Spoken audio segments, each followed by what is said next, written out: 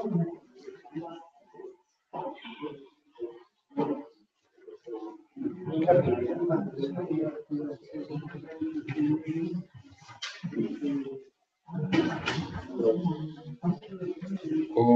Shuklam Bharadaram Vishnum Shashivarnam Chaturbhujam Prasannavadanam Dhyayet Sarvavighnopashantaye Ishvaro Gururatmeti Murtibheda Vibhagine Vyomavad Vyapta Dehaya Dakshinamurtaye Namaha. Om Sahana Vavatu Sahanau Bhunaktu Saha Viryankaravavahai Tejasvinavadhitamastu ma vidvishavahai. Om Shanti Shanti Shanti.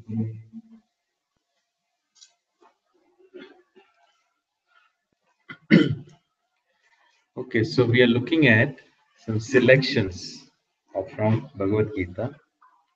We were at chapter 3, which primarily talks about Karma Yoga. There's one other important topic that is discussed in this chapter that has to do with our connection, again in the context of karma, but our connection with the whole cosmos, really speaking. So I find myself as an individual here in the universe, born, but at the same time, I'm not isolated. I'm connected. That is how our tradition recognizes that correct connection very intensely. So I'm very much connected to the whole universe as an individual also, and connected through the laws, connected to divinity through the laws of nature, because everything that I do is governed by certain laws. And these are part that we see the laws as an expression of that same divinity, as an expression of Bhagavan, as a Bhagavan manifest in the form of laws. So therefore, whatever I do and the result that comes to me is also governed by these multiple laws that are there. So, and here the governance is in terms of an intimate connection. We are all interconnected. So as human beings, other creatures, even the inert objects, because everything operates according to certain laws. So even when I do certain karmas, so there is always the result, phalam that comes, is always based on three factors. We know this. So one is prayatnam, which is the effort. Then there is kalam. Kalam is a factor, time factor, but which is also a factor. It's inert by itself, but at the same time, it's very much a factor in terms of getting the results. Just because I do something doesn't mean I immediately get a result. Sometimes things take time to happen. That is part of what it is. That is part of the law. So kalam is also a big factor. Prayatnam kalam. And then there is a whole unknown factor. The unknown factor is all that is unknown to me, which also we recognize as Daivam. So I am always bound by this Prayatnam, Kalam, Daivam, these threefold factors. And Daivam is the divinity expressed, Bhagavan manifest.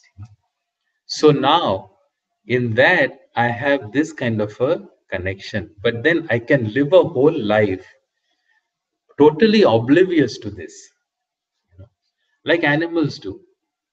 So animals live. They also live, they survive, they do karma, they do action, whatever they have to do, they do. So I can live a life like an animal lives a life, which is primarily experiencing the world. An animal experiences the world. As a human being, I don't just experience the world. My whole life is not just based on experiences. It is also based on certain recognition, awareness. So here also, one can have an awareness of the world in terms of one's experiences. That is one kind of awareness. But then there is another kind of awareness, which is a self-awareness. So myself and awareness of myself as a being, as a human being, as a conscious being, etc. So this is on a much more abstract level. It is an appreciation of myself and the universe, which an animal doesn't have. Animal can only appreciate its own needs, and it can appreciate its what it experiences based on whatever kind of animal it is. But we are not just limited to that, even though we are also an animal. But we have this unique ability for self-awareness and also capacity to appreciate what is there and what is my place in this universe and my connection with other things. So this, in this appreciation, I appreciate the fact that we are all interconnected on a cosmic level. Okay, that I'm not just an individual entity who's experiencing an inert world that is outside of me. So I have this cosmic connection with the whole universe. That's why when we look at things, even time, for example, everything is, since it is all expression of Bhagavan, it's all in infinite. Everything is infinite. Time also is huge. So our concept of time is not just limited to this particular solar system. Like the Western concept of time, the Gregorian calendar is a very limited calendar. It is just restricted by the sun and the movements of the planets around of Earth around the sun. It's a calendar year or a century or a millennium. Like that, it's counted. But for us, when we think of time and we categorize time, so our time goes into not just this perceived time according to the solar and lunar calendar, but it's also a cosmic time. So we talk of devas, time in terms of deva varshas. We talk of the kalas, the yugas, etc.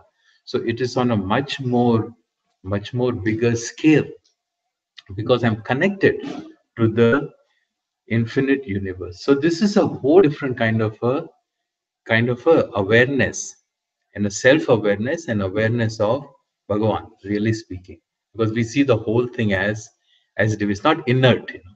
It's not an inert. It's not just some energy. That's why for us, Bhagavan is not just energy. So we have some abstract form of energy because energy is inert. Energy is inert. So it has to do with the world. Whereas this, we are talking of consciousness. Okay. So Bhagavan is in terms, it's a being.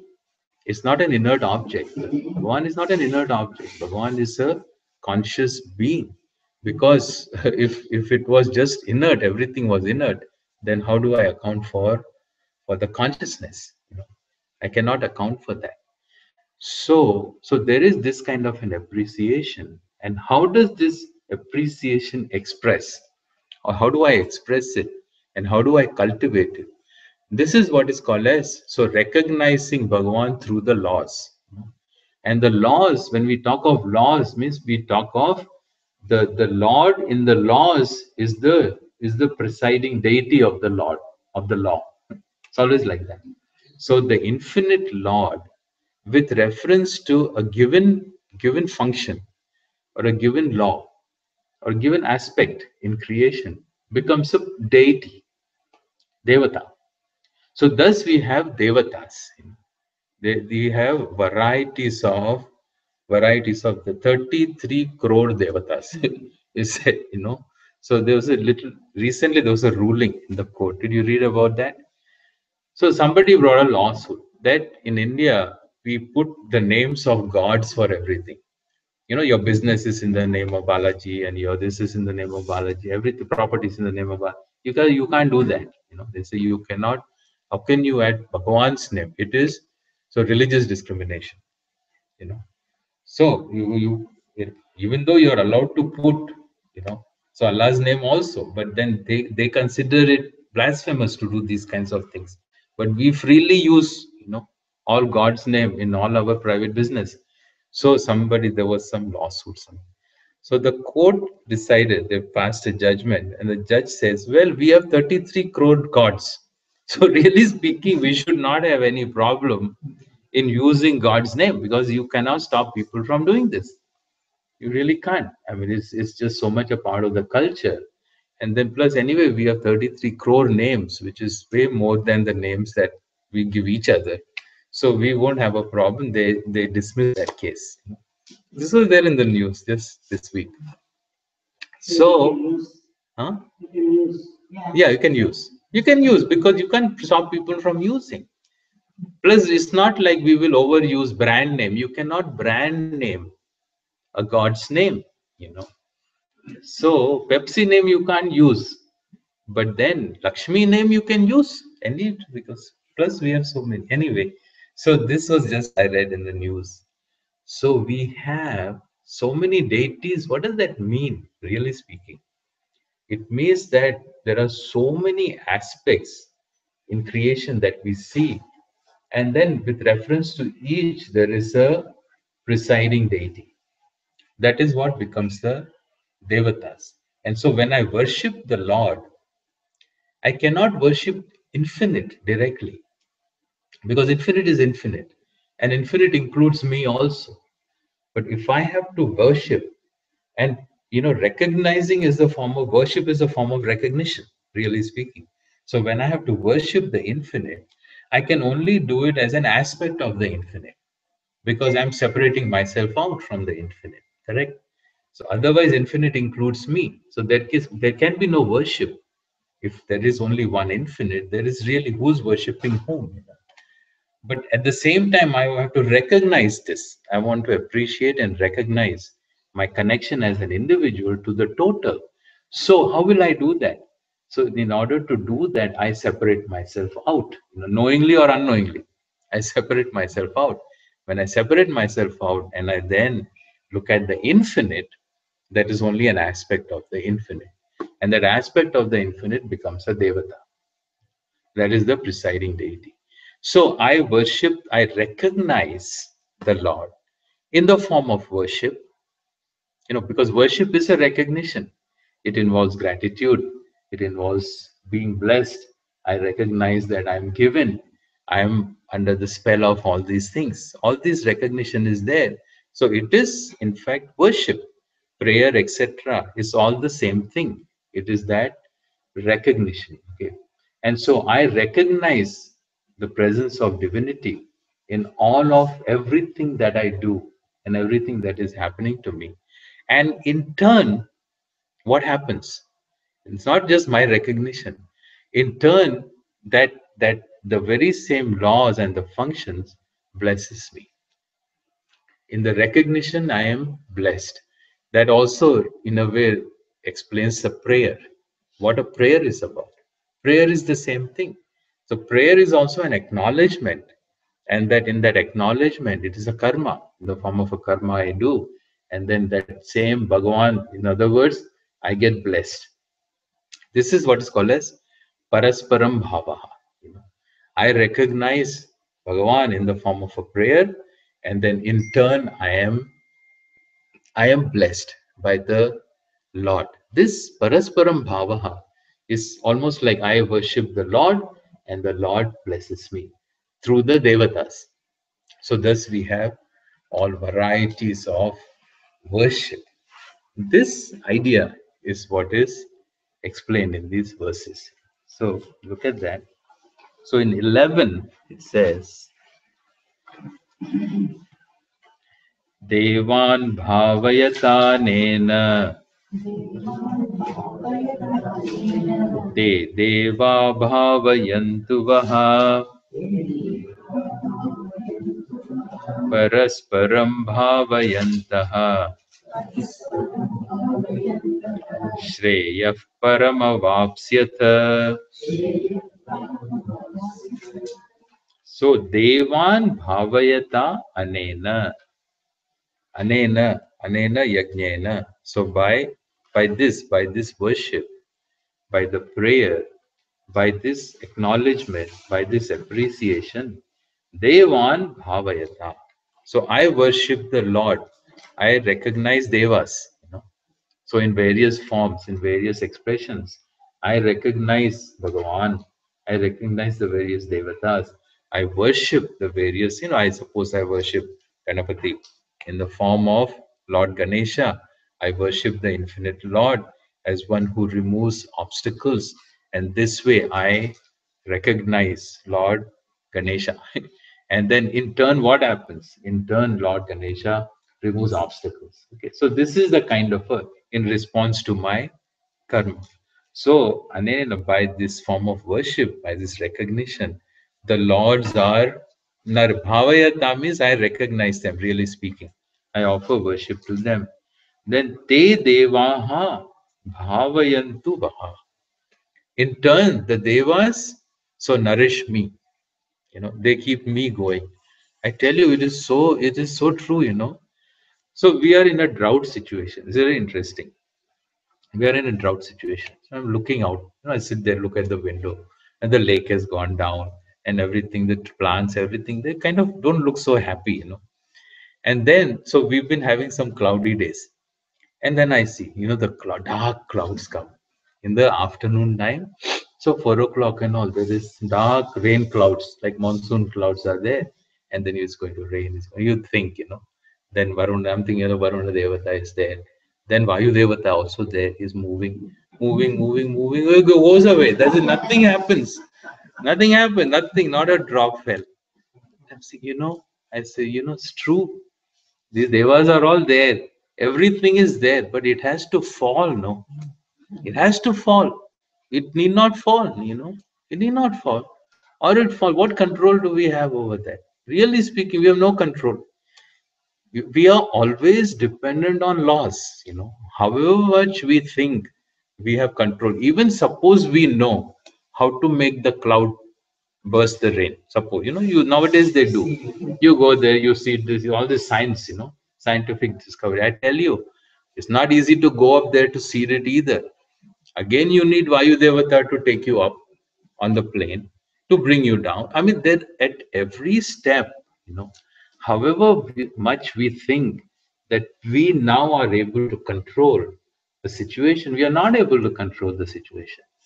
So then I'm thinking, I say, no, I guess we are not praying enough. We are not praying enough because so they are not obliging. Or these Palm Beach guys are praying more. Because the same thing goes to Palm Beach. The same thing goes there and post for day after day. Here nothing happens. So this is really speaking, this is what is Parasparam Bhava. The nature also has to respond, and then it responds to our recognition. So this kind of awareness is what makes for a spiritual life. So thus devaha bhavayantu vaha. People ask me, what do I do all day? This is what I do all day. I sit like this and think. So by the window. So parasparam bhavayantaha. So this is called as parasparam bhava. So mutually, it's a mutual awareness of each other. So I am aware of divinity, and that divinity also is aware of me in the form of karma phalam, how I get blessed. Shreyaha param avapsyatha. Ultimately, what does this ultimately get you to? He says Shreya. So Shreyas, which is the ultimate end, he says param Shreya. So that ultimately, param Shreya is moksha. So ultimately, this is the kind of an attitude that will ultimately you get to recognize in terms of maturity and so on. So next one, 12. Ishtan bhogan hi vo devaha दास्यन्ते यज्ञभाविताः तैर्दत्तानप्रदायैभ्यः यो भुङ्क्तेस्तेन एव सः.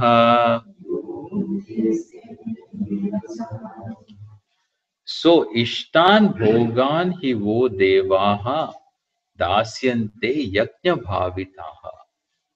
So devaha, these gods, the various deities, so through all the different laws, etc., that influence me, it says yajna bhavitaha.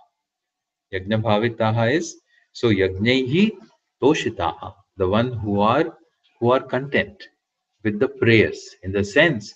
So when you do prayers, then the Lord also, means the laws, they respond. They respond to you. Why not? Because it's all interconnected, you know, consciousness, awareness, etc. So when I recognize, then again there is in the contentment, the devas, he says, Ishtan Bhogan Dasyante. They give. What do they give? They give Ishtan Bhogan, means whatever is Ishtam to me. There's the phalam. Bhoga is a phalam. So thus means whatever I pray for. So whatever I pray for is then it is given to me. It is given to me. So in a way, it also addresses the role of prayer, you know. So the efficacy of prayer is there. And so prayers are done, they do become efficacious, you know. That's why we pray. Otherwise, why would we be praying? Unless I pray out of desperation because I have nothing else to do. But then in the prayer also, there is at some point we do have to feel our prayers are answered, you know, and we do feel that, because that's why it keeps us going. Otherwise, we will stop doing it, you know, way back. So thus, so there is the prayer does give a sense of some kind of fulfillment. It gives. Tai dattan apradayebhyaha. So this recognition, suppose sometimes I don't have this recognition. You know, I go about living in life as if I'm entitled to everything, you know. It's not that I don't feel blessed by what is given to me. Either I feel entitled that this is what I owe, that is what I deserve, or I feel so in an arrogant kind of a way that it is all, I am the one who has authored everything. It is all because of me alone. That it is my effort, it is my labor. Nobody else has anything to do with this at all, to my success. That is also not the truth. You know, it's not the right attitude. So he says, Taihi Dattan, given by the devas. So the devas give also. There's all that is so much that is given to me. He says, Apradaye biha yo bhunte. The one who enjoys things that are given to him without recognition. He says, what is he like? He says, Saha stena eva. He's a stenaha. Stenaha is a thief. So he's a thief because he's like a thief. You know, he just takes things. He doesn't even acknowledge that this is somebody has given him something. You know, so with it, no gratitude, no thankfulness. It is a whole totally an entitlement, some kind of a funny thinking. He's not able to recognize. So if I am not able to recognize that I'm interdependent with the laws of nature, with Bhagavan, and also with other people. If that is not there, then that is like being a thief who simply takes, who just takes without any recognition and without any gratitude also. You know, when a thief takes from somebody, he thinks that that fellow has too much, you know, he doesn't deserve it, and some of it should come to me. Basically, that's the idea. You know? So like that you become. Yajna Shishtashinas Santaha मुच्यन्ते सर्वकिल्बिषैः भुञ्जन्ते ते त्वघं पापम् ये पचन्त्यात्मकारणात्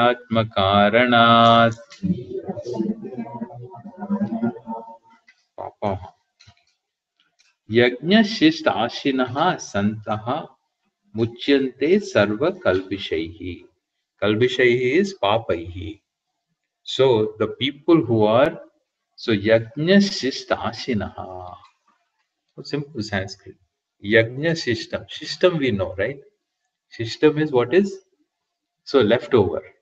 You know, prasadam.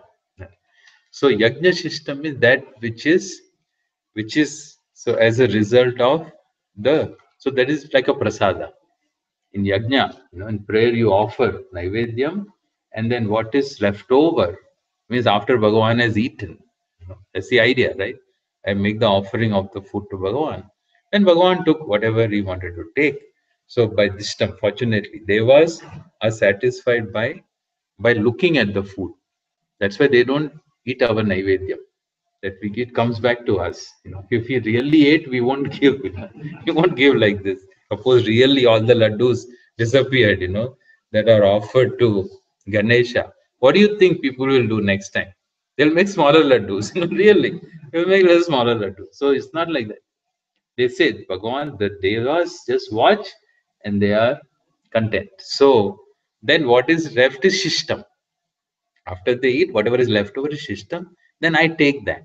And that is what is called as prasada.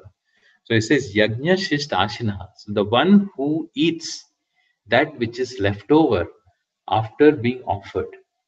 So that is why in the food and all, we always have an altar in the kitchen, and all the cooking, all the food is offered and then it is eaten because yajna shishta. Yes, so thus people who eat, so with this kind of an eating here is any experience of life is eating because it is bhoga, enjoyment. So any karma phalam, anything that I do, or even anything that is not born of my karma, anything that I enjoy, that comes to me, if I take it with an attitude that it is a result of worship, then he says, what happens? Sarva kilbishayim uchyante. If this such a person becomes free from all the papas, really. So becomes absorbed, uchyante becomes freed. Okay. So all attitudes of maturity and growth. Bhunjaiti bhunjate tvagam papaha ye pachanti atma karana. So the one who only cook for themselves, atma karana, for oneself, So everything I do just for myself, that means I don't offer.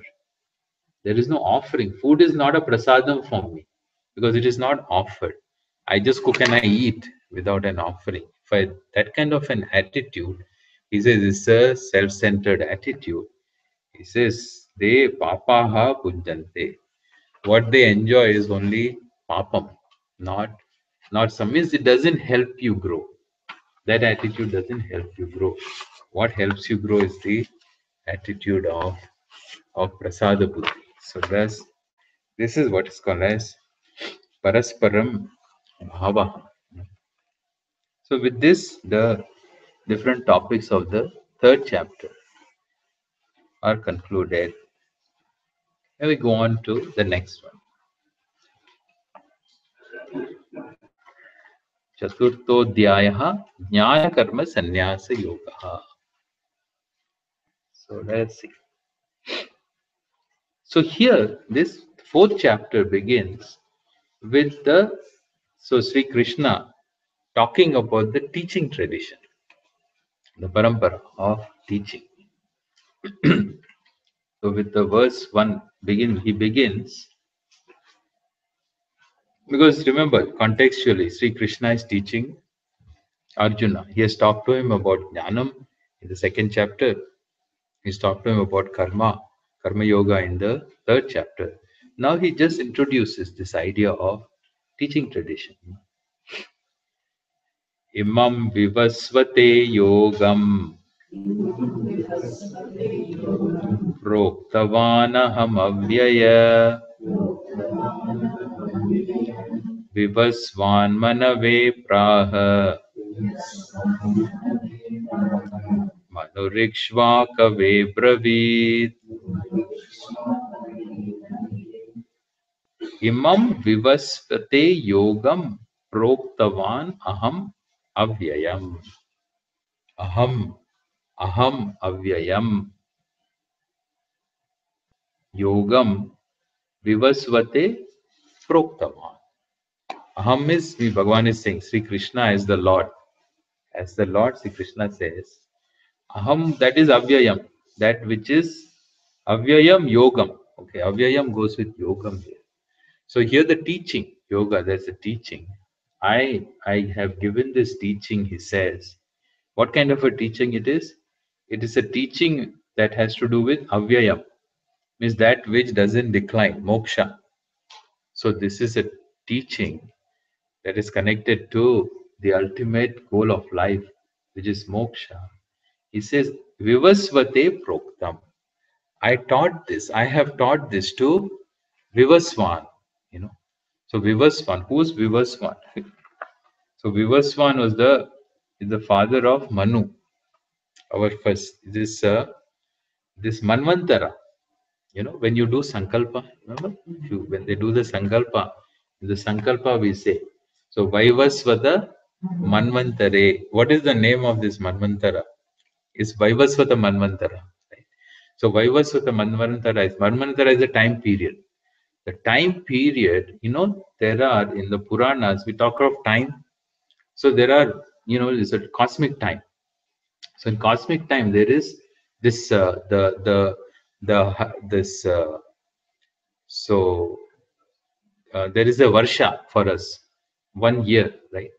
So the 100 years for a human being is 1 year for Deva Varsha.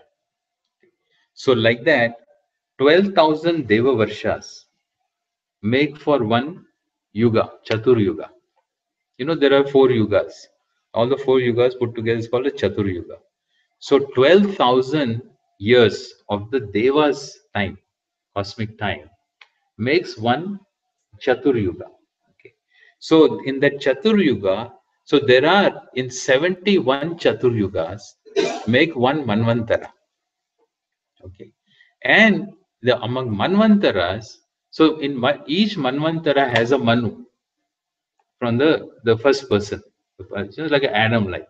So the Manu, each Manvantara has a Manu. So like that there are 14 Manvantaras. It's a cycle.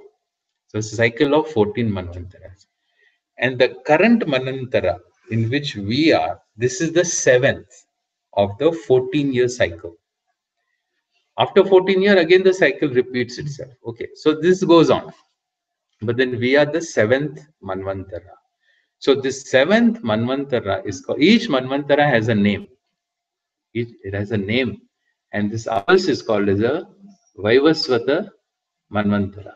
Because the first person of this cycle, his name was Vivaswan. Okay, he was Vivaswan. So, so we identify our time, Kala, like that in terms of cosmic time. So he says, so I am the one who taught Vivaswan, who was the first born of this Manvantara, this particular knowledge of Jnana, Karma, Yoga, etc. He says. Then Vivaswan Manave Praha. Vivaswan taught this to his son. And his son was the Manu, the first Manu, okay, of our Manvantara. It says this Vivaswan was supposed to be the first person in the Surya Vamsha, the first Raja of Surya Vamsha. Then this his son is Manu, and Manu's son was Ikshvaku. So Vivaswan Manave Praha Manur Ikshvakave Abravit. And then Manu taught his son, who was Ikshvaku. Ikshvaku is so he's really third one in the line, but then he is the one who's identified as the ancient first Surya Vamsha. So in Ramayana, Ikshvaku Vamsha Prabhavaha Ramo Nama Gunair Shrutaha. So Sri Rama, who is born in the Vamsha, in the family of Ikshvaku. So in the same Vamsha, I think Sri Rama was some 43rd or 44th Raja in this particular. These all names are there in the Puranas. In fact, whose son of each one is a family tree. It's mentioned.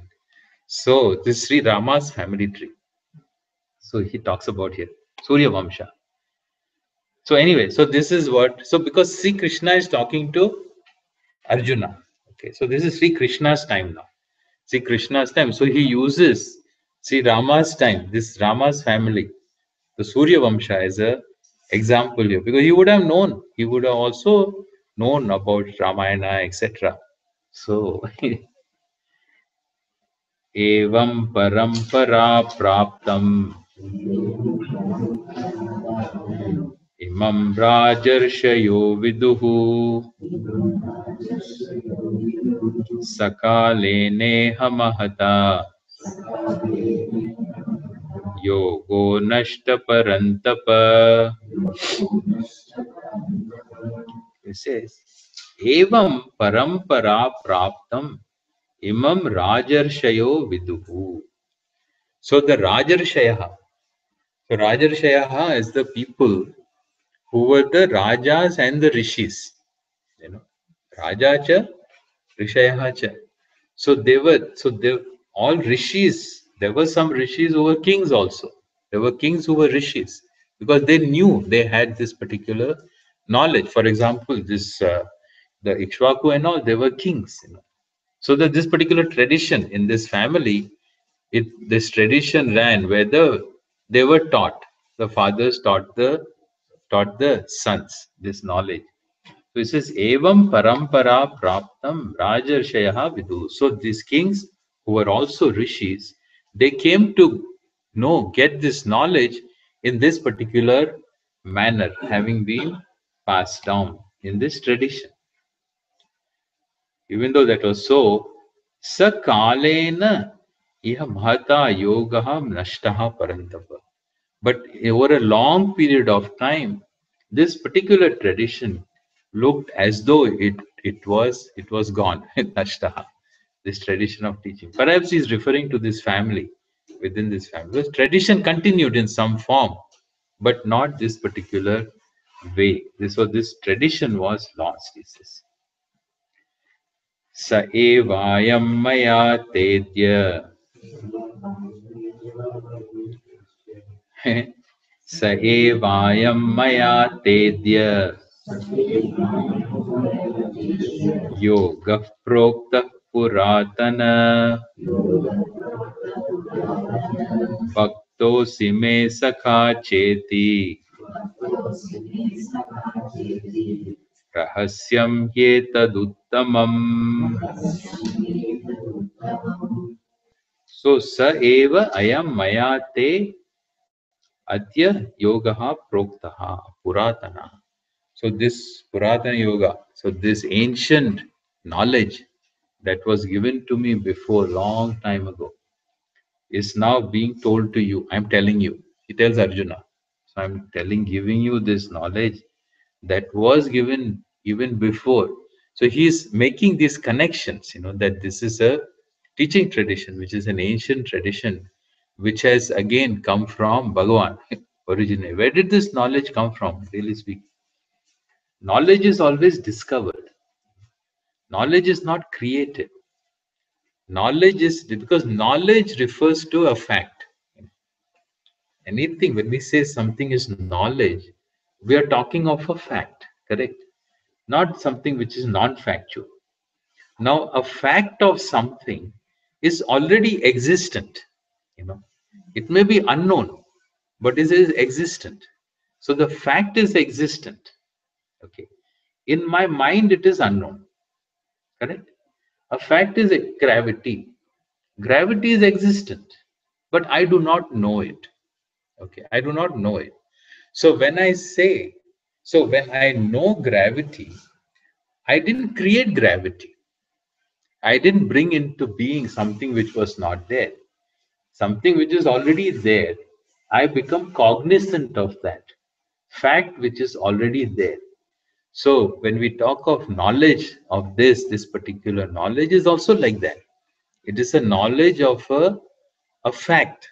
Fact is my swarupam. Swarupam has to be fact, we have seen by definition.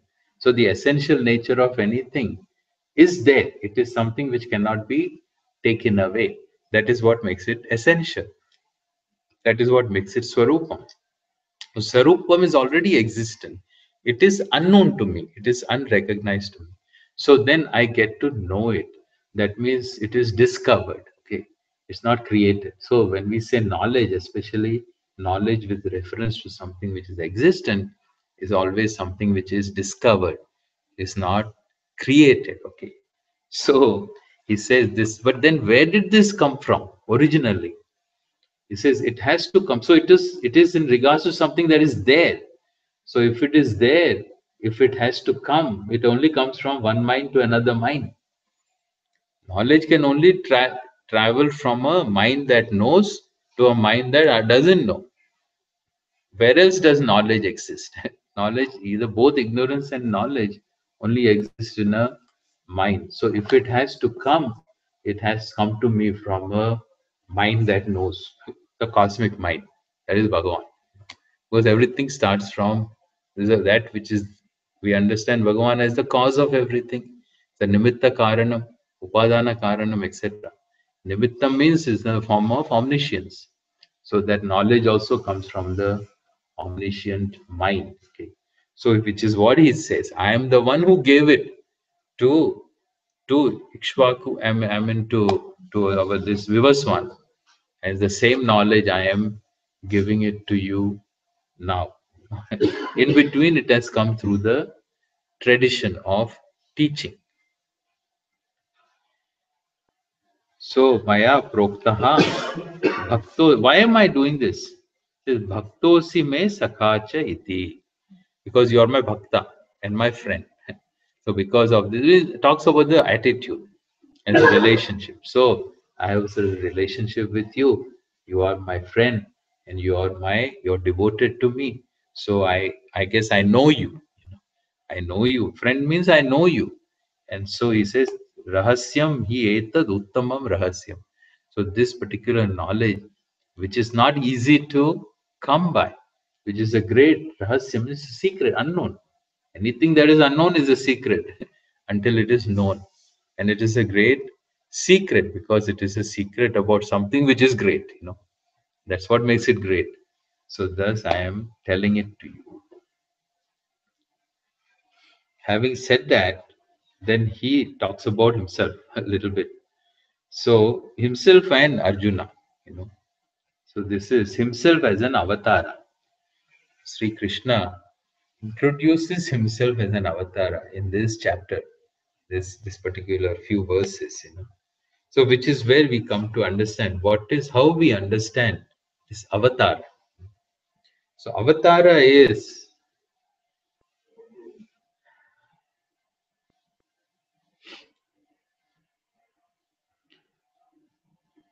so in this we have to see how we understand birth, human birth, the cause of human birth. So, in our understanding of human birth, human here means as a jiva. So, jivas are born. The word jiva means that which is alive. That which is alive is called jivanti. That which is alive is jiva. So, that which is alive and dies naturally within a given framework of time. So, a person is born and a person dies. So, this person is life. But then jivaha is actually even goes beyond that, because jiva refers to the entity that is born, really speaking. So because when we say a person is born, it is not, we don't say that I am born out of nothing something is born. That's not how we understand birth. Birth is the coming into being of a particular thing, of a particular object, like a pot comes into being. So when a pot comes into being, it doesn't come into being out of nothing, even though the pot is non-existent before it came into being, but it came into being out of clay. So it was existent before in some other form, but as a pot, it wasn't existent. So when we say something comes into being, all we are referring to is coming into being in this particular name and form. This person come into being. Jiva is the one that comes into being, really speaking. So that is how we understand the birth of Jiva. So this, what is it that precipitates? What is the catalyst for the birth of a Jiva, for a given birth for a Jiva? The catalyst is his karmas, his own personal karmas. So the jiva has lot of karmas in his account, and then these karmas fructify And when they fructify, this jiva is born in order to experience the results of the karma. The jiva doesn't know the previous births because the jiva is born with a given mind. When you're born, you're given with a given set of, so the body, the physical tangible body and the intangible body, both.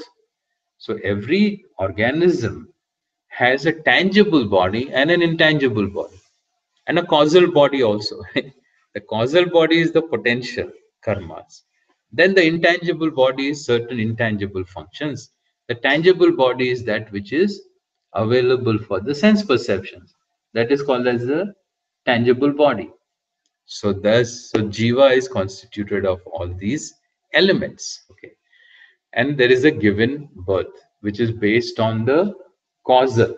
The causal is all in terms of what we call as the potential karmas. This is the birth of a jiva. Is how we understand the life of a jiva. Now there is one other thing we recognize is, so sometimes, so Bhagavan or the divinity, the infinite is manifest all the time. So we see that in my experience, because there is one infinite divinity. So Bhagavan, what we call Ishvara, that is the basis of this whole universe. Okay. And then this Ishvara itself, as the material cause, manifests in the form of this whole experience, the subject and the object. Like the dream manifests.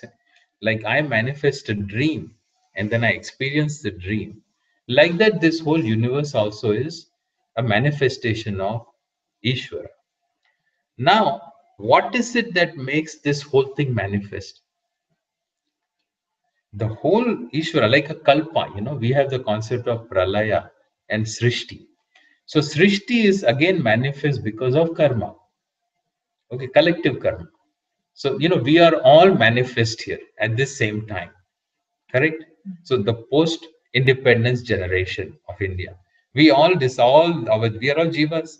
So we all manifested in this particular form in one place and one period of time together, and then we experiencing each other. Now, what is it that made, we are not the only ones. There are infinite jivas around, that came before, then went before, and all kinds of stuff. So what is it that brought us together? It is a collective karma. That is what is called as collective. So collectively, our karmas also manifest. That made us all manifest at a given time so that we can experience each other, right? So we become part of each other's experience. It's all karmic. Okay. And in the meanwhile, we generate new karmas, etc. Things that all goes on. That is in addition. So this is how the srishti is. In this, there is one other special type of manifestation, which we recognize as an avatara. So avatara is, so the same Ishvara, the divine, manifesting, okay, manifesting, but then in a different way, not as a response to a jiva being born of karma. It's not like that. There is one manifestation of Ishvara which is collective, which gives rise to Srishti. But then within the Srishti, there are periods of time, certain periods, where, so this again Ishvara manifests in a particular form, for a particular purpose. And then it's over. That is over. That is not born of a jiva who's continuing his life in ignorance and for eventually with the idea of becoming muktaha. So this particular form is not some form which is born in ignorance, he says.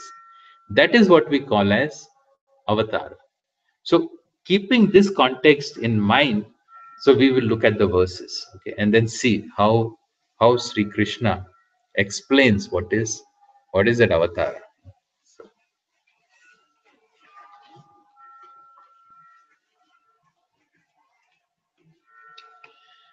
5, number 5.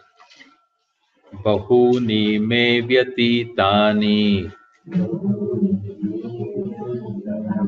janmani tavarjuna tanyaham veda sarvani natvam veda parantapa. So bahuni me vyatitani janmani. So for me, as Ishvara is saying this, for me there have been many births have been there for me before. Okay, many births have been there for me before. Yes, I have manifested myself many times before. Tavarjuna, also you. This is true for you also. So I have manifested many times before as Ishvara. And you have also been born many times before, he says. But at the same time, there is a difference. What is the difference? Tani aham veda sarvani. Tani sarvani aham veda. All the births that I have been born with, I know. I have knowledge of all that. Whereas natvam veda parantapa. Whereas you don't know any of those. You don't know all this. Your past history you don't know. Whereas I know. I know. That is one, because that is omniscience. So Bhagavan manifesting, when Jiva is born of karma, Jiva is ignorant.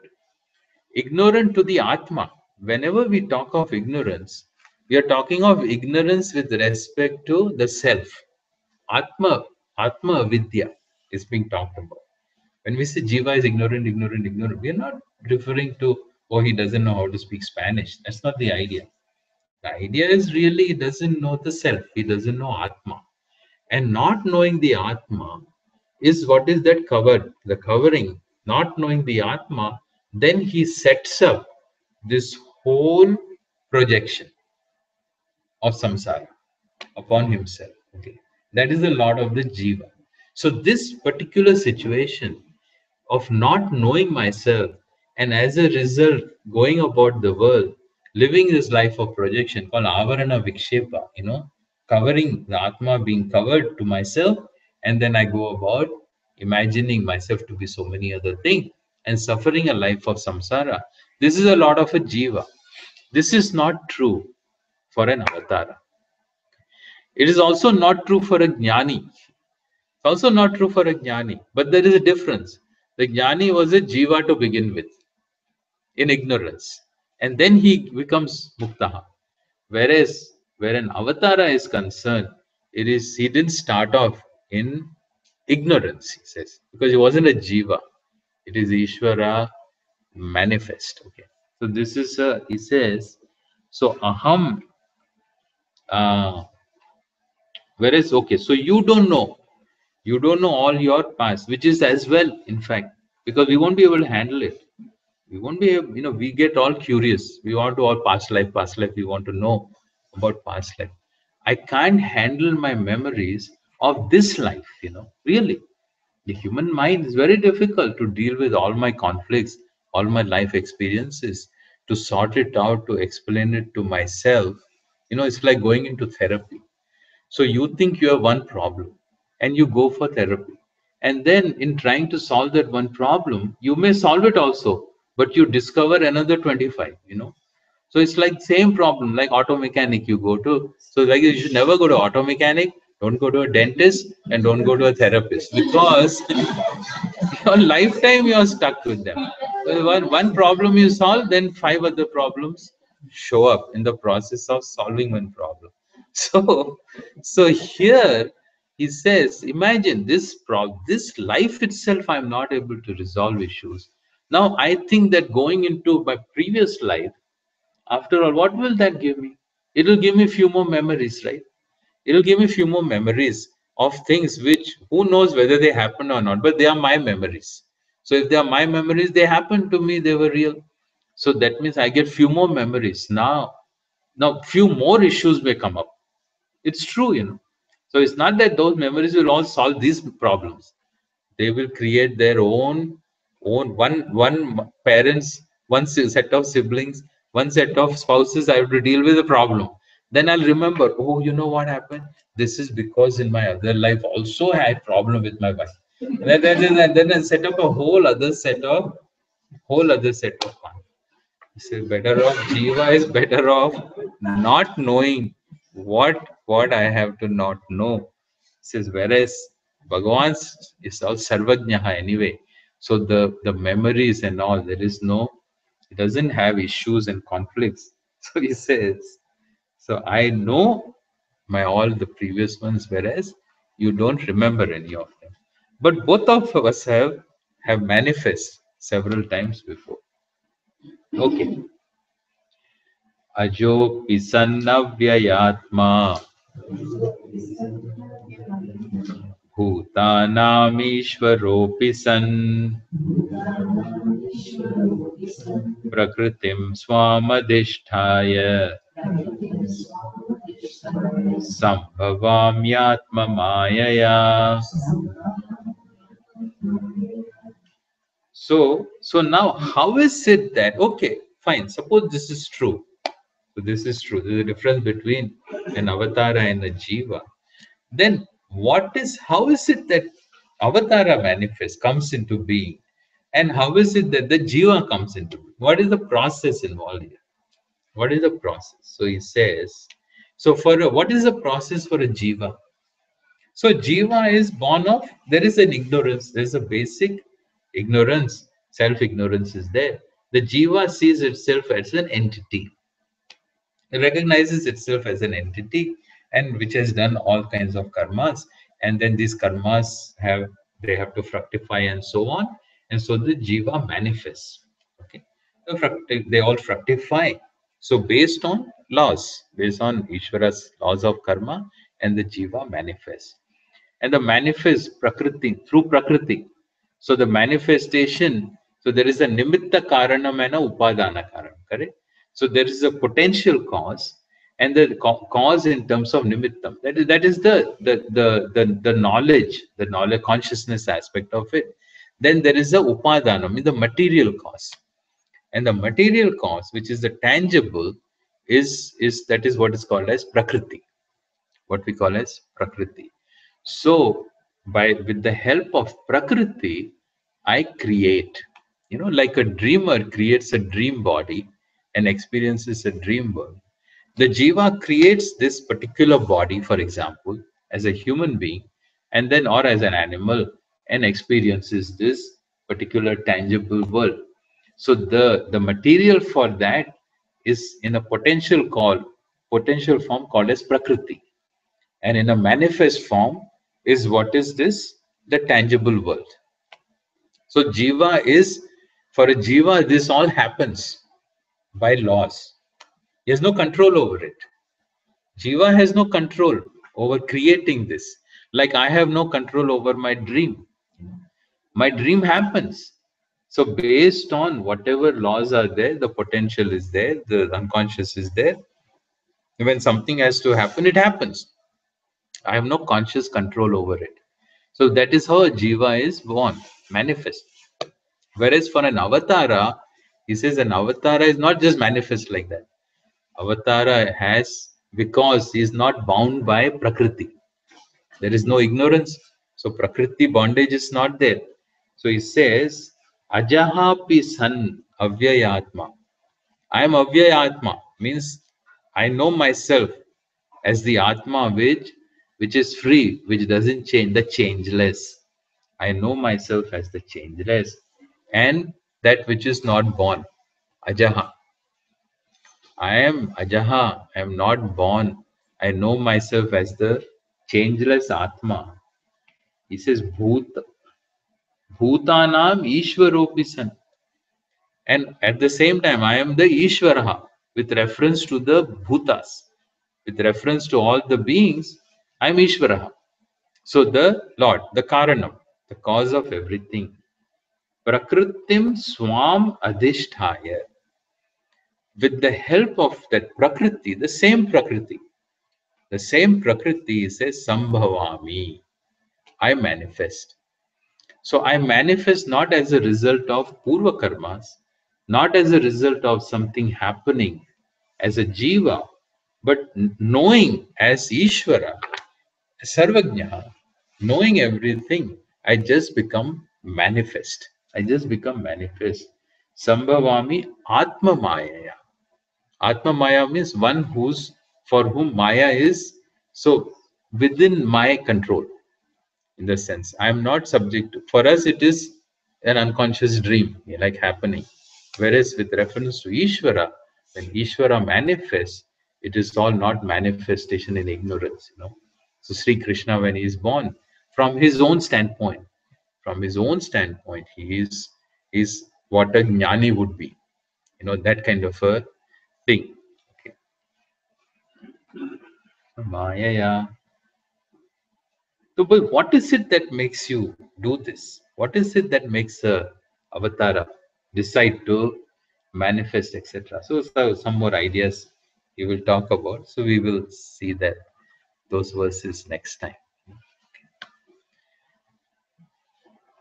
Om Purnamada Purnamidam Purnat Purnamudachyate Purnasya Purnamadaya Purnameva Vashishyate Om Shanti Shanti Shanti Harihi Om Shri Guru Pyo Namaha Harihi Om